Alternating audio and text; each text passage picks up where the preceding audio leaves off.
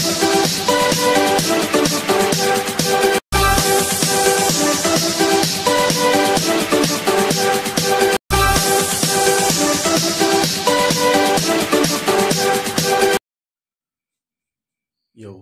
balik lagi.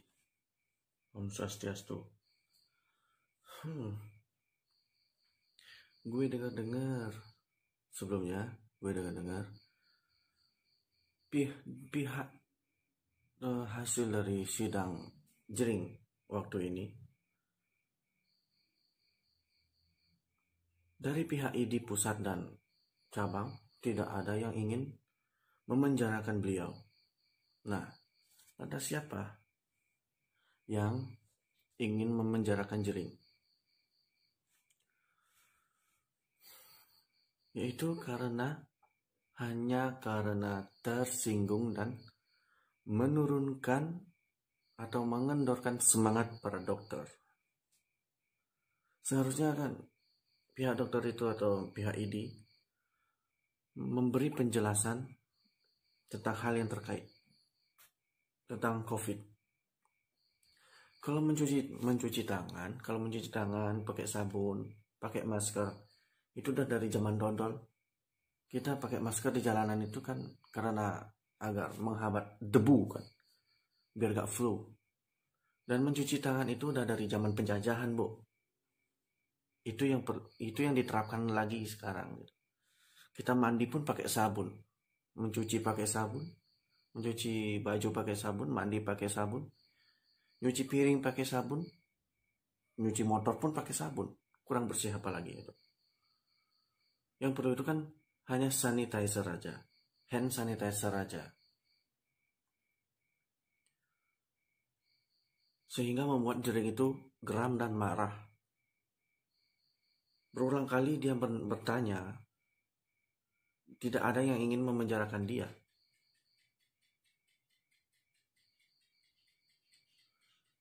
Saya di sini bukan hanya ingin mencari popularitas atau mengambil keuntungan dari kejadian ini, tapi saya juga itu dari dulu melihat perkembangan hukum di Indonesia kita ini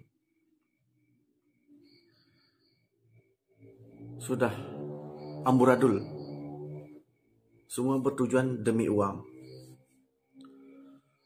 Jika pada masa penjajahan itu hukumnya seperti itu, jika sudah bersalah dihukum mati, itu baru hukum. Masa ada seorang nenek-nenek hanya mencuri seekor ayam, penjara 6 tahun, didenda 10 juta. Hati nurani kalian itu mana? Sedangkan koruptor yang korupsi triliunan rupiah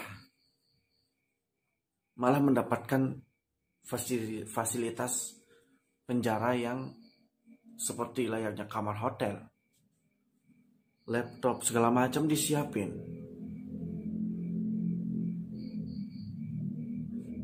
Ininya mana, Bu? Ininya mana?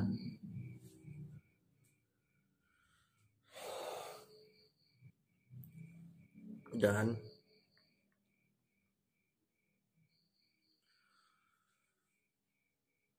menurut gue sih ini udah laporan atas tuduhan pencemaran nama baik itu dimanipulasi oleh seseorang agar si jering itu berakhir dibui dan ingin menjatuhkan dia, membungkam dia.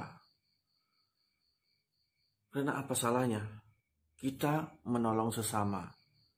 Karena udah jelas-jelas bukti sudah ada ya. Bukti sudah ada. Ibu-ibu hamil diharuskan di rapid test dan di swab test.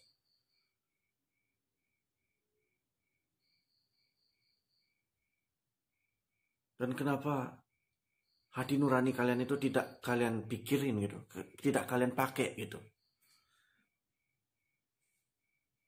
Jika kalian berada di posisi seorang ibu yang sedang hamil, yang ingin yang sedang dalam fase ingin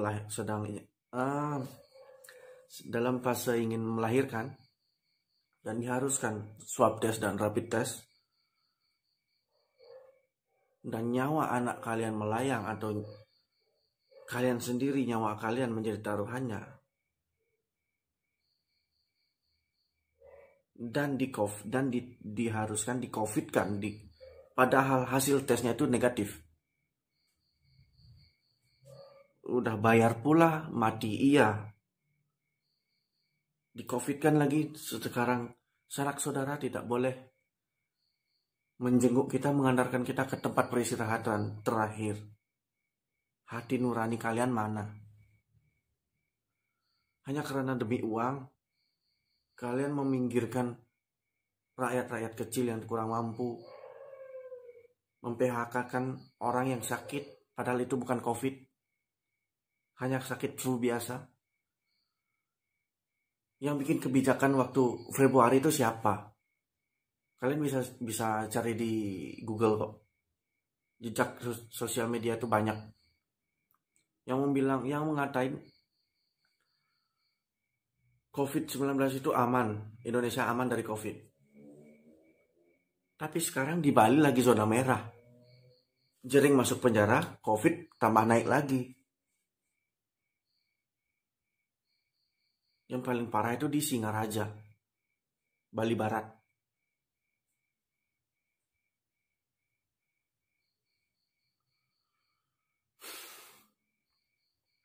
Marilah kita buka mata kita. Kita sadar, kita jangan perang saudara. Karena partai-partai inilah kita menjadi perpecahan belah.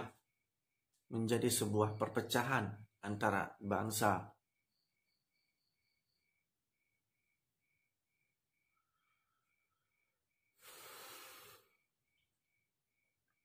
Jika kita semua ingin kemerdekaan,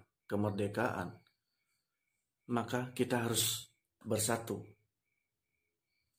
Kenapa harus ada partai begitu banyaknya?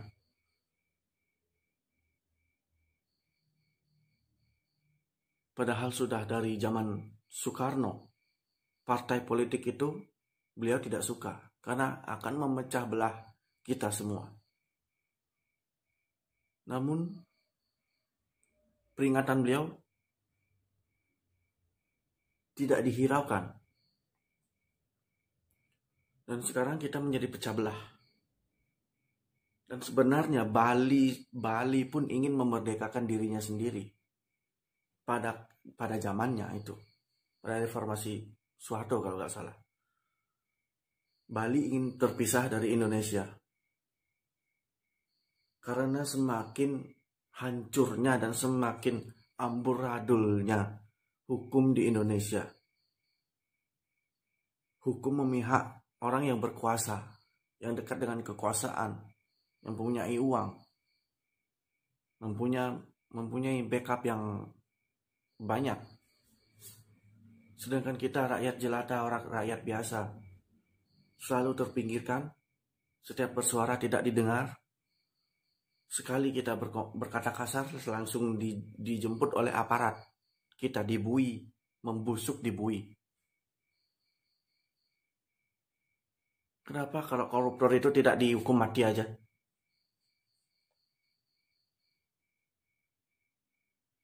Kenapa harus yang cuman nyuri ayam, penjara 6 tahun, denda 15 juta atau 10 juta?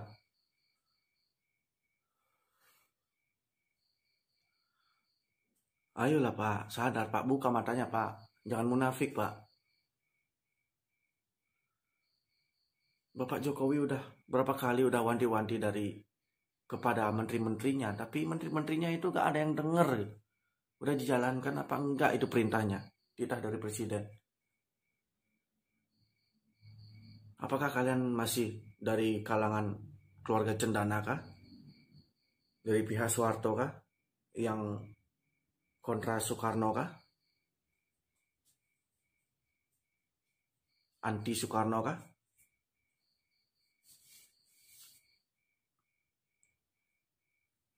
Dan kalau orang Bali bilang, itu Gering Agung alias Kaliuga.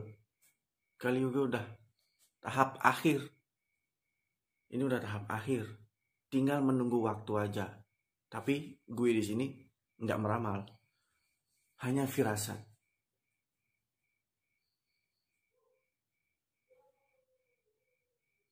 Tuhan akan membinasakan orang-orang yang tidak jujur dan mengaku-ngaku hamba Tuhan, namun tidak pernah menjalankan apa sebagai kewajibannya sebagai umat agama. Selalu berkata jelek, berkata kotor, saling menjatuhkan, ingin mempunyai yang lebih tanpa mendekatkan diri, tanpa sedikit pun ingat dengan Tuhan. Jika alam sudah marah, kita tidak bisa apa-apa. Salah atau benar atau salah, kita semua pasti dibasmi.